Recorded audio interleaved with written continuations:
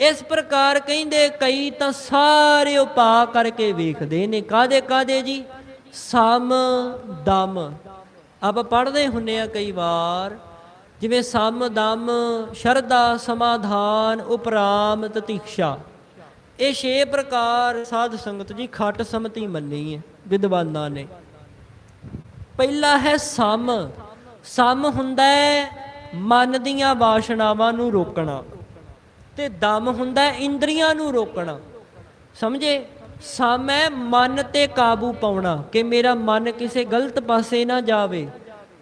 जे मन चलिया भी जावे, मन विच गलत ख्याल आ भी जावे ते शरीर करके ओदा कर्म नहीं करना, इंद्रियां ते काबू पाउणा, ओनू कहिंदे दम। इउं फिर कहिंदे शरधा गुरु ग्रंथ साहिब सच्चे पातशाह जी महाराज ते रखनी।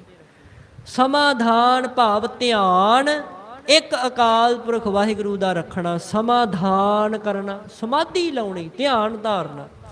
उपराम गृहस्थी हुंदियां होया परिवार विच बच्चियां विच रहिंदियां रहिंदियां पकड़ नहीं रखनी, मोह माया विच नहीं फसना, उपराम रहना। इस प्रकार कहिंदे समदम शरधा समाधान उपराम ते तितीक्षा। जेड़ा शरीर दा 6 प्रकार दा धर्म है ना, जन्म मरण भुख प्यास, इउं साध संगत जी आदਿਕ धर्म ने।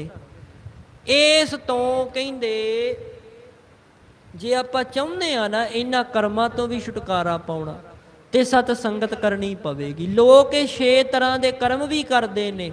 फिर इत्थे जो शब्द वरत्या चरज, ब्रह्मचर्य भाव गृहस्थी ना होना, सारी जिंदगी ब्रह्मचर्य धार के रखना, निर्लेप रहना गृहस्थ तो। 4 प्रकार के आश्रम ने ना। सनातन काल के लोग इउं जीवन बतीत करते सी। 1 साल तो 25 साल तक ब्रह्मचर्य, 25 तो 50 तक गृहस्थ, 50 तो 75 तक कहिंदे बाणप्रस्थ, जंगलों में जाना फिर घर आ जाना, ते 75 तो 100 साल विच सन्यास। इउं 4 भागां विच मनुख की उम्र वंडी हुई सी। पुरातन काल विच लोग इउं जीवन बतीत करते सी। पर इत्थे कहिंदे 3 साधन ते छड्डो, कल्ला ब्रह्मचर्य धारिया होवे। सम मन ते काबू पावे, दम इंद्रियां नूं रोक के रखे, तीसरा फिर ब्रह्मचर्य धार के रखे। 4 साधन होर जिहड़े योग साधन ने, जिवें यम नेम प्राणायाम प्रत्याहार ध्यान धारणा समाधि। इस प्रकार ये योग दे 8 साधन मन्ने गए ने साध संगत जी। उन्हां नूं भी करे, जिवें अज भी आ पतंजलि किन्ना प्रचलित है। पतंजल भी एक ग्रंथ है पतंजल, ਉਹਦੇ ਤੋਂ ਸਾਰਾ ਇਹ ਪਤੰਜਲੀ ਦਾ ਸਾਧ ਸੰਗਤ ਜੀ ਗਿਆਨ ਪ੍ਰਾਪਤ ਕਰਕੇ ਹੌਲੀ ਹੌਲੀ ਲੋਕਾਂ ਵਿੱਚ ਫੈਲਾ ਰਹੇ ਨੇ। ਇਹ ਪਤੰਜਲ ਗ੍ਰੰਥ ਤੋਂ ਪਤੰਜਲੀ ਹੈ। ਇਸ ਪ੍ਰਕਾਰ ਕਹਿੰਦੇ ਉਹ ਯੋਗ ਸਾਧਨਾ ਕਰਨ ਵਾਲੇ ਜਿਹੜੇ ਰਿਖੀ ਮੁਨੀ ਨੇ, ਇਹ ਯੋਗ ਸਾਧਨਾ ਵੀ ਕਰਨੀ, ਜਗ ਕਰਨੇ, ਹੋਮ ਜਗ, ਗੈਂਡਾ ਮਾਰ ਜਗ, ਇਸ ਪ੍ਰਕਾਰ ਕਈ ਹੋਰ ਅਸਮੇਧ ਜਗ, ਇਉਂ ਜਗ ਕਰਨੇ। ਤਪ ਕਰਨਾ, ਤਪ ਕੀ ਹੈ? जंगल आदिक विच जाके बैठ जाना, जंगल आदिक विच जां फिर किते ठंडी थां पहाड़ां विच सीत बर्फ ते जाके तप साधना करनी, भुखे पेट तप साधना, कई तरह का तप है। इउं फिर कहिंदे अपनी किरत कमाई दे विचों जो बनदा दसवंध दान करना। इन्ने कर्म करन दे बावजूद भी महाराज ने जो महत्ता दसी है ना, वो पल्ले बन लियो कि मुक्ति किवें होएगी। गृहस्थी दान करदा रवे, मुक्त किवें होवेगा। इस प्रकार कहिंदे ये सारे कर्म करदा रवे। जे धन धन सतगुरु श्री गुरु ग्रंथ साहिब सच्चे पातशाह जी महाराज की बाणी विचों वेखीए ना, एक शब्द दसिया महाराज ने सन। ये तो केवल 8 साधन ने ना, जेड़े जिन्ने भी चलो 7-8 दसे ने, महाराज ने सारा कुछ ही गिना दिता। बचन है पाठ पढ़ियो और वेद विचारियो। इस शब्द नूं विचार के देखियो, सारा पढ़ के वेखियो, अर्थ वेखियो। महाराज कहिंदे जो मर्जी करदा रहे, अंत नबेड़ा सत संगत विच है। इत्थे आके भला होना है। मेरे माधव जी सत संगत मिले, ਸੋ ਤਰਿਆ। ਜਿਹਨੂੰ ਗੁਰੂ ਦੀ ਸੰਗਤ ਦੀ ਪ੍ਰਾਪਤੀ ਹੋ ਗਈ ਤਰਦਾ ਉਹੀ ਹੈ। ਕਹਿੰਦੇ ਫਿਰ ਗੁਰੂ ਜੀ ਕਿਰਪਾ ਕਰਦੇ ਨੇ, ਗੁਰ ਪ੍ਰਸਾਦ ਪਰਮ ਪਦ ਪਾਇਆ। ਗੁਰੂ ਜੀ ਦੀ ਕਿਰਪਾ ਹੋਈ, ਪਰਮ ਭਾਵ ਪਰਮਾਤਮਾ ਦਾ, ਪਦ ਭਾਵ ਰਸਤਾ, ਪਰਮ ਪਦ ਪਾਇਆ। ਗੁਰੂ ਜੀ ਦੇ ਵੱਲੀ ਜਾਣ ਦਾ, ਸਤਿਗੁਰਾਂ ਦੇ ਚਰਨਾਂ ਨਾਲ ਜੁੜਨ ਦਾ ਪਦ ਪਾਇਆ, ਰਸਤਾ ਪਾ ਲਿਆ। ਕੀ ਹੋ ਗਿਆ? ਸੁੱਕਾ ਸੜਿਆ ਮਨ ਹਰਿਆ, ਸੂਕੇ ਕਾਸ਼ਟ ਹਰਿਆ। ਸੁੱਕਾ ਸੜਿਆ ਮਨ ਜਿਹੜਾ ਸੀ ਉਹ ਹਰਾ ਭਰਾ ਹੋ ਗਿਆ। ਫਿਰ ਆਪਾਂ ਪੜ੍ਹਦੇ ਹਾਂ, ਸਾ ਧਰਤੀ ਪਈ ਹਰਿਆਵਲੀ, ਜਿੱਥੇ ਮੇਰਾ ਸਤਿਗੁਰ ਬੈਠਾ ਆਏ। ਸੇ ਜੰਤ ਭਏ ਹਰਿਆਵਲੇ, ਜਿਨੀ ਮੇਰਾ ਸਤਿਗੁਰ ਦੇਖਿਆ ਜਾਏ। ਇਉਂ ਬਚਨ ਆਉਂਦੇ ਨੇ ਗੁਰਬਾਣੀ ਵਿੱਚ। ਕਹਿੰਦੇ ਇਹ ਸ਼ਬਦ ਪੜ੍ਹ ਕੇ ਵੇਖ ਲਵੋ, ਪਾਠ ਪੜ੍ਹਿਓ ਔਰ ਵੇਦ ਵਿਚਾਰਿਓ, ਨਿਵਲ ਭਯੰਗਮ ਸਾਧੇ, ਪੰਚ ਜਨਾ ਸਿਓ ਸੰਗ ਨਾ ਛੁਟਕਿਓ।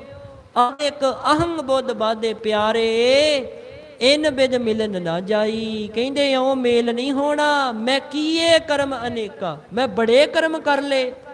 ਇਹ ਜੀਵ ਰੂਪ ਇਸਤਰੀ ਇੱਕ ਪ੍ਰਮਾਤਮਾ ਜੋ ਸਾਡਾ ਪਤੀ ਹੈ, ਅਕਾਲ ਪੁਰਖ ਵਾਹਿਗੁਰੂ, ਉਹਦੇ ਅੱਗੇ ਅਰਦਾਸਾਂ ਕਰਦੀ, ਮਹਾਰਾਜ ਮੈਂ ਕਿਵੇਂ ਬਚਾਂ? ਇੰਨਾ ਕੁਝ ਕਰਕੇ ਵੇਖ ਲਿਆ। ਇਸ ਪ੍ਰਕਾਰ ਕਹਿੰਦੇ ਮੈਂ ਕੀਏ ਕਰਮ ਅਨੇਕਾ, ਹਾਰ ਪਰਿਓ ਸੁਆਮੀ ਕੈ ਦੁਆਰੈ, ਦੀਜੈ ਬੁੱਧ ਵਿਵੇਕਾ। ਮਹਾਰਾਜ ਮੈਨੂੰ ਵਿਵੇਕ ਬੁੱਧੀ ਦਿਓ, ਮੈਨੂੰ ਗਿਆਨ ਦੀ ਅਕਲ ਆ ਜਾਵੇ, ਸੋਝੀ ਆ ਜਾਵੇ।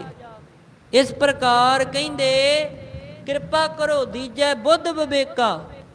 ਮਹਾਰਾਜ ਅੱਗੇ ਬਚਨ ਕਰਦੇ ਕਹਿੰਦੇ ਮੋਨ ਭਇਓ ਕਿਰਪਾਤੀ ਰਹਿਓ, ਨਗਨ ਫਿਰਿਓ ਬਨ ਮਾਹੀ, ਤਟ ਤੀਰਥ ਸਭ ਧਰਤੀ ਭ੍ਰਮਿਓ, ਦੁਬਿਧਾ ਛੁਟਕੈ ਨਾਹੀ। ਇਸ ਪ੍ਰਕਾਰ ਬੜੇ ਬਚਨ ਆਉਂਦੇ ਨੇ ਗੁਰਬਾਣੀ ਵਿੱਚ। ਮਹਾਰਾਜ ਕਿਰਪਾ ਕਰਦੇ ਨੇ, ਸਾਨੂੰ ਦੱਸਦੇ ਨੇ, ਜੇ ਆਪਾਂ ਸਮਝਣ ਦਾ ਯਤਨ ਕਰੀਏ ਸਾਧ ਸੰਗਤ ਜੀ। ਮੋਨ ਭਇਓ ਕਿਰਪਾਤੀ ਰਹਿਓ, ਨਗਨ ਫਿਰਿਓ ਬਨ ਮਾਹੀ, ਤਟ ਤੀਰਥ ਸਭ ਧਰਤੀ ਭ੍ਰਮਿਓ, ਦੁਬਿਧਾ ਛੁਟਕੈ ਨਾਹੀ। ਮਨ ਕਾਮਨਾ ਤੀਰਥ ਜਾਏ ਬਸਿਓ, ਸਿਰ ਕਰਵਤ ਧਾਰਾਏ, ਮਨ ਕੀ ਮੈਲ ਨਾ ਉਤਰੈ ਇਹ ਬਿਦ, ਜੇ ਲੱਖ ਯਤਨ ਕਰਾਏ। ਕਨਕ ਕਾਮਨੀ ਹੈ ਵਰ ਗੈਵਰ, ਬਹੁ ਵਿਦ ਦਾਨ ਦਾ ਤਾਰਾ, ਅੰਨ ਬਸਤਰ ਭੂਮ ਬਹੁ ਅਰਪੇ, ਨਹਿ ਮਿਲਿਆ ਹਰ ਦੁਆਰਾ। ਪੂਜਾ ਅਰਚਾ ਬੰਧਨ ਡੰਡੌਤ, ਖਟ ਕਰਮਾ ਰਹਿਤ ਰਾਤਾ, ਹਉ ਹਉ ਕਰਤ ਬੰਧਨ ਮਹਿ ਪਰਿਆ, ਨਹਿ ਮਿਲਿਆ ਇਹ ਜੁਗਤਾ। ਜੋਗ ਸਿੱਧ, ਇੱਥੇ ਜੋਗ ਸ਼ਬਦ ਆ ਗਿਆ। ਜੋਗ ਸਿੱਧ ਆਸਣ 84, ਇਹ ਭੀ ਕਰ ਕਰ ਰਹਿਆ, ਵੱਡੀ ਆਰਜਾ ਫਿਰ ਜਨਮੈ, ਹਰ ਸਿਓ ਸੰਗ ਨਾ ਗਹਿਆ। ਇਹ ਸਾਰਾ ਸ਼ਬਦ ਵੇਖੋ, ਅਸ਼ਟਪਦੀਆਂ 8 ਪਦੇ ਨੇ। ਰਾਜ ਲੀਲਾ ਰਾਜਨ ਕੀ ਰਚਨਾ, ਕਰਿਆ ਹੁਕਮ ਅਫਾਰਾ, ਸੇਜ ਸੋਹਣੀ ਚੰਦਨ ਚੋਆ, ਨਰਕ ਘੋਰ ਕਾ ਦੁਆਰਾ। ਹੁਣ ਅੰਤ ਮਹਾਰਾਜ ਇੱਕ ਬਚਨ ਕਰਦੇ ਨੇ। ਕੀ ਬਚਨ ਕਰਦੇ ਨੇ? ਕਹਿੰਦੇ ਹਰ ਕੀਰਤ, ਕਹਿੰਦੇ ਹਰੀ ਦੀ ਕੀਰਤੀ ਜੇ ਤੂੰ ਕਰੇ ਨਾ, ਉਸ ਅਕਾਲ ਪੁਰਖ ਵਾਹਿਗੁਰੂ ਦੀ ਵਡਿਆਈ ਕਰੇ, ਤੇ ਕਿੱਥੇ ਆ ਕੇ ਕਰੇ? ਹਰ ਕੀਰਤ ਸਾਧ ਸੰਗਤ ਹੈ, ਸਾਰਿਆਂ ਤੋਂ ਵੱਧ ਉੱਤਮ ਸਾਧ ਸੰਗਤ ਹੈ। ਸਿਰ ਕਰਮਨ ਕੈ ਕਰਮਾ, ਜਿੰਨੇ ਮਰਜੀ ਕਰਮ ਕਰਦਾ ਰਹਿ, ਸਾਰਿਆਂ ਨਾਲੋਂ ਵੱਡਾ ਕਰਮ ਹੈ ਸਿਰ ਕਰਮਨ ਕੈ ਕਰਮਾ। ਪਰ ਕਹਿੰਦੇ ਪ੍ਰਾਪਤ ਕਿਹਨੂੰ ਹੁੰਦਾ? ਕਹੋ ਨਾਨਕ ਤਿਸ ਭਇਓ ਪ੍ਰਾਪਤ, ਮਿਲਦਾ ਉਹਨੂੰ ਹੈ ਜਿਸ ਪੁਰਬ ਲਿਖੇ ਕਾ ਲਹਿਣਾ, ਜਿਹਦੇ ਪੂਰਬਲੇ ਭਾਗ ਹੋਣ, ਪਿਛਲੇ ਜਨਮਾਂ ਦਾ ਕੋਈ ਚੰਗਾ ਬੀਜਿਆ ਹੋਵੇ, ਉਹਨੂੰ ਪ੍ਰਾਪਤ ਹੁੰਦਾ ਪੁਰਬ ਲਿਖੇ ਕਾ ਲਹਿਣਾ। ਤੇਰੋ ਸੇਵਕ ਇਹੋ ਰੰਗ ਮਾਤਾ, ਭਇਓ ਕਿਰਪਾਲ ਦੀਨ ਦੁਖ ਭੰਜਨ, ਹਰ ਹਰ ਕੀਰਤਨ ਇਹੋ ਮਨ ਰਾਤਾ। ਇਹ ਮਹਾਰਾਜ ਦਾ ਸ਼ਬਦ ਹੈ ਸਾਧ ਸੰਗਤ ਜੀ। ਇਸ ਪ੍ਰਕਾਰ ਸਤਿਗੁਰੂ ਕਹਿੰਦੇ ਜੋ 8 ਅਸ਼ਟਪਦੀਆਂ ਵਾਲਾ ਸ਼ਬਦ ਹੈ ਨਾ, ਪੜ੍ਹ ਕਰਕੇ ਵੇਖਿਓ ਸਾਧ ਸੰਗਤ ਜੀ, ਪਤਾ ਲੱਗ ਜਾਂਦਾ। ਇਸ ਪ੍ਰਕਾਰ 8 ਸਾਧਨ ਕਰਨ ਦਾ ਵੀ ਕੋਈ ਫਲ ਨਹੀਂ। 8 ਛੱਡੋ, ਆ ਕਿੰਨੇ ਸਾਧਨ ਮਹਾਰਾਜ ਨੇ ਗਿਣਾ ਤੇ। ਆਪਣੇ ਕੋਲ ਸਮਾਂ ਨਹੀਂ ਤਾਂ ਵਿਚਾਰ ਕਰਦੇ ਕੱਲੇ ਕੱਲੇ ਦੀ।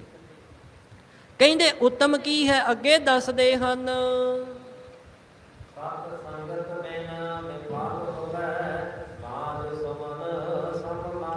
ਇੰਨੇ ਕਰਮ ਕਰਨ ਦਾ ਕੋਈ ਲਾਭ ਨਹੀਂ, ਨਿਫਲ ਭਾਵ ਫਲ ਰਹਿਤ ਹੈ, ਜੇ ਕਰਕੇ ਤੂੰ ਸਤ ਸੰਗਤ ਨਹੀਂ ਕਰਦਾ। ਕਿਵੇਂ ਨਿਫਲ ਹੈ? ਬਾਂਝ ਸੁਵਨ ਸਮਮਾਨ, ਜਿਵੇਂ ਬਾਂਝ ਇਸਤਰੀ ਹੁੰਦੀ ਹੈ, ਜਿਵੇਂ ਕੋਈ ਬਾਂਝ ਇਸਤਰੀ ਜਿਸ ਦੇ ਬੱਚਾ ਨਾ ਹੁੰਦਾ ਹੋਵੇ, ਕਹਿੰਦੇ ਜਿਵੇਂ ਉਹ ਬਾਂਝ ਔਰਤ ਹੈ, ਇਉਂ ਜਾਣ ਲੈ ਤੇਰੇ ਇਹ ਕੀਤੇ ਕਰਮ ਬਾਂਝ ਨੇ, ਬਾਂਝ ਦੇ ਸਮਾਨ। ਇੱਕ ਸਾਧ ਸੰਗਤ ਜੀ ਬਾਂਝ ਇਸਤਰੀ ਹੁੰਦੀ ਹੈ, ਜਿਹਨੂੰ ਸੰਤਾਨ ਹੁੰਦੀ ਹੋਈ ਨਹੀਂ।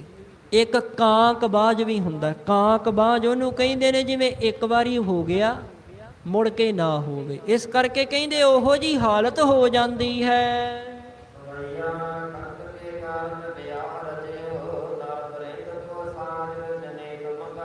ਕਹਿੰਦੇ ਇਸਤਰੀ ਨੇ ਪਤੀ ਦੀ ਪ੍ਰਾਪਤੀ ਵਾਸਤੇ ਵਿਆਹ ਤਾਂ ਰਚ ਲਿਆ, ਕੰਤ ਕੇ ਕਾਰਨ ਵਿਆਹ ਰਚਿਓ।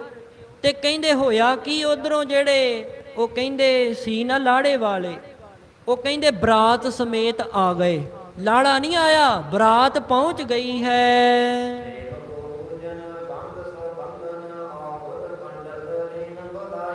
ਜਦੋਂ ਘਰ ਵਿੱਚ ਵਿਆਹ ਰੱਖ ਦਈਏ ਨਾ, ਫਿਰ ਆਪੋ ਆਪਣੇ ਧਰਮ ਦੇ ਅਨੁਸਾਰ ਹਰ ਕੋਈ ਆਪਣੇ ਇਸ਼ਟ ਦਾ ਆਰਾਧਨ ਕਰਦਾ।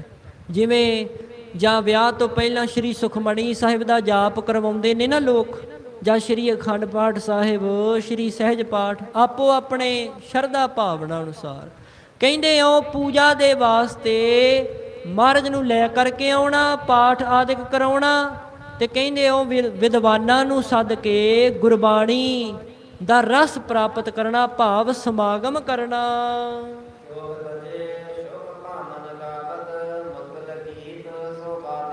ਕਹਿੰਦੇ ਉਹ ਜਦੋਂ ਸਵੇਰੇ ਸਤ ਸੰਗਤ ਕਰਦੇ ਨੇ, ਰਾਤ ਨੂੰ ਫਿਰ ਜਿਹੜੀਆਂ ਇਸਤਰੀਆਂ ਨੇ ਉਹ ਗੀਤ ਵੀ ਗਾਉਂਦੀਆਂ ਨੇ ਕਿ ਭਾਈ ਆ ਜਿਹੜੀ ਇਸਤਰੀ ਆ ਇਹਨੂੰ ਪਤੀ ਦੀ ਪ੍ਰਾਪਤੀ ਹੋਣ ਲੱਗੀ। ਬੜਾ ਚਾਅ ਹੁੰਦਾ ਸਾਰਿਆਂ ਵਿੱਚ ਵਿਆਹ ਦਾ। ਕਹਿੰਦੇ ਉਹ ਖੁਸ਼ੀ ਦੇ ਗੀਤ ਗਾਏ ਜਾਂਦੇ, ਮੰਗਲ ਵੀ ਗਾਉਂਦੇ ਹਨ।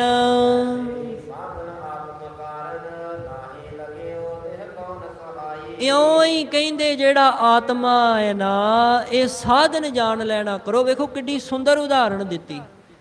ਕਹਿੰਦੇ ਵਿਆਹ ਹੋਣ ਲੱਗਾ, ਬਰਾਤ ਆ ਗਈ ਹੈ, ਲਾੜਾ ਨਹੀਂ ਆਇਆ। ਭਾਵ ਕਹਿਣ ਦਾ ਕਿ ਜਿਹੜਾ ਇਸਤਰੀ ਦੇ ਮਨ ਵਿੱਚ ਚਾਅ ਸੀ ਕਿ ਮੈਂ ਪਤੀ ਬ੍ਰਤਾ ਇਸਤਰੀ ਬਣ ਜਾਵਾਂਗੀ, ਮੈਨੂੰ ਮਾਲਕ ਮਿਲ ਜਾਵੇਗਾ, ਮੇਰਾ ਸੁਆਮੀ ਮਿਲ ਜਾਵੇਗਾ, ਆਸ ਪੂਰਨ ਨਹੀਂ ਹੋਈ। ਕਹਿੰਦੇ ਇਉਂ ਜਾਣ ਲੈਣਾ ਕਰੋ, ਆ ਜਿਹੜੇ ਸਾਰੇ ਸਾਧਨ ਕੀਤੇ, ਬਰਾਤ ਵੀ ਆ ਗਈ, ਰਿਸ਼ਤੇਦਾਰ ਵੀ ਸੱਦ ਲਏ, ਚਾਚੇ ਮਾਮੇ ਤਾਏ ਸਾਰੇ ਬੁਲਾ ਲਏ, ਰਿਸ਼ਤੇਦਾਰ ਵਾਜੇ ਵੀ ਵਜਾ ਲਏ ਤੇ ਗੀਤ ਵੀ ਗਾ ਲਏ। ਭਾਵ ਕਹਿਣ ਦਾ ਇਹ ਸਾਧਨਾ ਦੇ ਸਮਾਨ ਜਾਣੋ। ਸਮ ਦਮ ਜੋਗ ਵੀ ਕਰ ਲਏ, ਜਗ ਵੀ ਕਰ ਲਏ, ਤਪ ਵੀ ਕਰ ਲਿਆ, ਦਾਨ ਵੀ ਕਰ ਲਿਆ, ਸਾਰਾ ਕੁਝ ਕਰ ਲਿਆ, ਆਤਮਾ ਦੀ ਪ੍ਰਾਪਤੀ ਹੋਈ ਕੋਈ ਨਹੀਂ।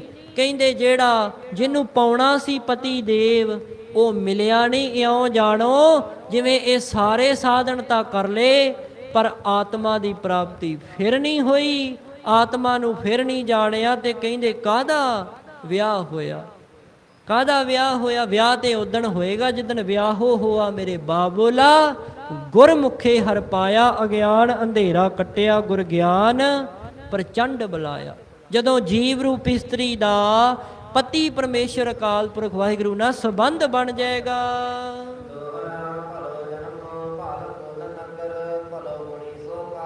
ਮਹਾਰਾਜ ਕਹਿੰਦੇ ਭਾਈ ਭਲੀ ਹੈ ਉਹ ਕੁੱਲ, ਭਲਾ ਹੈ ਉਹਦਾ ਜਨਮ, ਭਲੀ ਕੁੱਲ ਹੈ, ਚੰਗਾ ਹੈ ਉਹਦਾ ਦੁਨੀਆ ਤੇ ਆਉਣਾ, ਉਹਦੀ ਕੁੱਲ ਭਲੀ ਹੈ, ਨਗਰ ਭਲਾ ਹੈ। ਜਾਂ ਇਉਂ ਕਹਿ ਲਓ ਹਿਰਦੇ ਰੂਪੀ ਨਗਰ, ਜਾਂ ਇਉਂ ਕਹਿ ਲਓ ਬਾਹਰ ਵਾਲਾ ਵੀ, ਕੋਈ ਵੀ ਕਹਿ ਸਕਦੇ ਆ ਜਿਹੜਾ ਗੁਣੀ ਹੈ। ਇਸ ਜਗਤ ਦੇ ਵਿੱਚ ਜੋ ਮਾਇਆ ਦਾ ਜਾਲ ਹੈ, ਉਸ ਤੋਂ ਬਚ ਕੇ ਆਪਣੇ ਆਪ ਨੂੰ ਸਮਝ ਕੇ ਪਰਮਾਤਮਾ ਵਿੱਚ ਜਿਹੜਾ ਇੱਕਮਿਕ ਹੋ ਗਿਆ ਹੈ, ਭਾਵ ਜੀਵ ਰੂਪ ਇਸਤਰੀ ਨੇ ਜਦੋਂ ਪਤੀ ਵਰਤਾ ਅਕਾਲ ਪੁਰਖ ਵਾਹਿਗੁਰੂ ਨੂੰ ਪ੍ਰਾਪਤ ਕਰ ਲਿਆ ਹੈ, ਉਹੀ ਕਹਿੰਦੇ ਧੰਨ ਹੈ। ਧੰਨ ਗੁਰੂ ਗੋਬਿੰਦ ਸਿੰਘ ਸਾਹਿਬ ਸੱਚੇ ਪਾਤਸ਼ਾਹ ਜੀ ਮਹਾਰਾਜ, ਸਾਰਾ ਉਪਦੇਸ਼ ਉਹਨਾਂ ਨੇ ਦਿੱਤਾ ਹੈ। ਜਦੋਂ ਸਾਰੇ ਕਵੀਆਂ ਦੀ ਵਿਚਾਰ ਸੁਣੀ ਹੈ, ਇਹ ਸਾਰਾ ਕੁਝ ਕਲਗੀਧਰ ਸੱਚੇ ਪਾਤਸ਼ਾਹ ਜੀ ਨੇ ਕਹਿ ਦਿੱਤਾ ਹੈ। ਇਉਂ ਸ਼੍ਰੀ ਅਨੰਦਪੁਰ ਸਾਹਿਬ, ਤਖਤ ਸ਼੍ਰੀ ਕੇਸਗੜ੍ਹ ਸਾਹਿਬ ਨੀਤਾ ਪ੍ਰਤੀ ਸਤਿਗੁਰਾਂ ਦਾ ਦੀਵਾਨ ਸਜਦਾ ਹੈ। ਇਹੋ ਜੀ ਬ੍ਰਹਮ ਦੀ ਵਿਚਾਰ ਸਦਾ ਹੁੰਦੀ ਰਹਿੰਦੀ ਹੈ।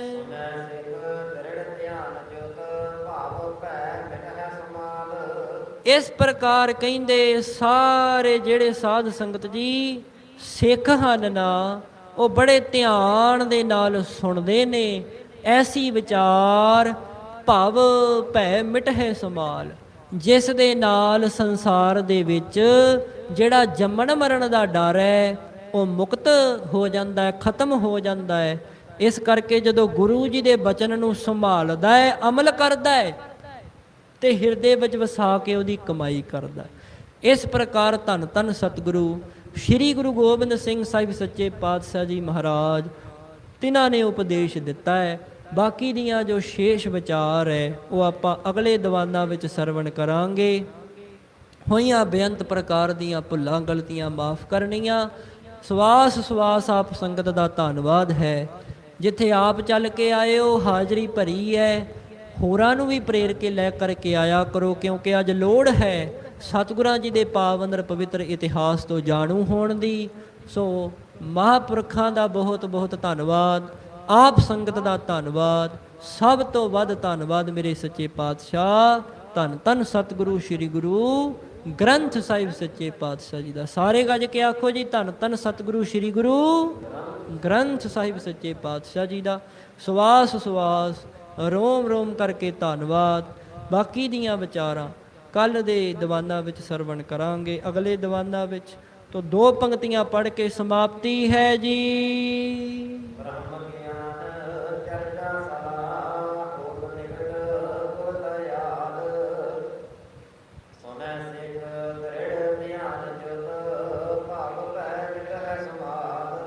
ਵਾਹਿਗੁਰੂ ਜੀ ਕਾ ਖਾਲਸਾ ਵਾਹਿਗੁਰੂ ਜੀ ਕੀ ਫਤਿਹ ਜੀ। ਸੰਤ ਜਨਾ ਮਿਲ ਹਰ ਜਸ ਗਾਇਓ, ਕੋਟ ਜਨਮ ਕੇ ਦੁਖ ਗਵਾਇਓ। ਜੋ ਚਾਹਤ ਸੋਈ ਮਨ ਪਾਇਓ, ਕਰ ਕਿਰਪਾ ਹਰ ਨਾਮ ਦਿਵਾਇਓ।